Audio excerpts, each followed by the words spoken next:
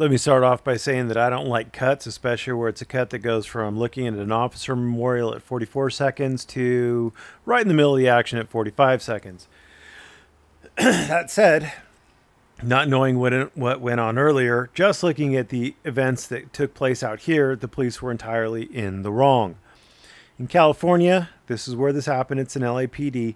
This walkway right here, I am 99% sure will be considered by the court to be a public forum for California's Constitution. This is public. You have a right to freedom of speech here, provided you're not blocking it or something like that. You have every right to film the police on this walkway. You may, in California, you may have the right to film inside the police station. It's not settled. I would bet you do have the right to film in there in California. I would bet you do. They could probably make you leave if somebody was coming in to, like, who didn't want to be filmed and who wanted to give a police report in there. They may be allowed to ask you to leave. But I have a sneaking suspicion that you can film inside police stations in California, and is provided you're not making any disturbances. And on the walkway, 99.9% sure you can film there.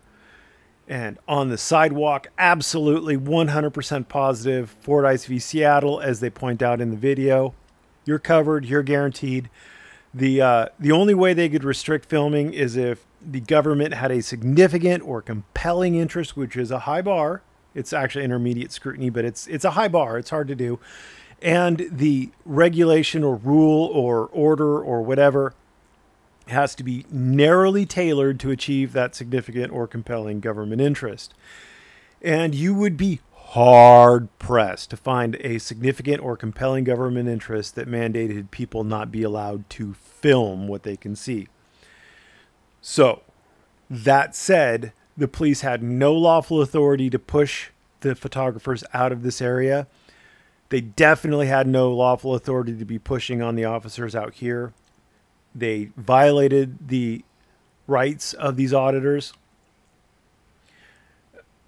You can argue that the auditors were being petulant or childish or what have you, but the First Amendment and the California Constitution protect them even so. So it's not an argument. It's not an element. It's not an issue. It doesn't matter how childish you're being. They weren't causing a disruption. They weren't causing a disturbance. And I mean like actual legally causing a disturbance out here. I think their rights were very much protected under the California Constitution. And especially once you got out here, they were definitely protected under the U.S. Constitution. As far as this guy, this lieutenant, I think California Guardian filed a complaint on him. I don't think you should call. I don't think you should call. If you really want to do something, I think you should write. And I think you should specifically write the mayor and the town council. That's who I think you should write. Now, it says Pacoima. I don't know. I'd have to look it up. I'm not prepared at this point to tell you if they have their own mayor or city council, but I think it's all LAPD. I think these are just little suburbs of Los Angeles. I think it's all LA. Anyway, figure it out. Look it up. And if you want to do something, I suggest you write, because that has a lot more impact. You're much more likely for your letter to get in front of the mayor than a phone call to get through to the mayor. And the town council as well. You're very unlikely to get them on the phone, but you could probably get your letter in front of them. And it shows that you cared enough to send a letter, so I think that that's really helpful. Lawsuits. You could sue. Definitely could sue. Damages. I don't think there will really be any. So while yes, you could sue and yes, you could win on this suit, you may not get a whole lot in the way of damages. If you do file a lawsuit and if the city decides to settle with you or wants to settle with you, obviously discuss that with your attorney. Take your attorney's advice, or at least take your attorney's advice into consideration. But I think you want to settle because the city's going to look to get out of attorney's fees, and you probably also want to get out of attorney's fees.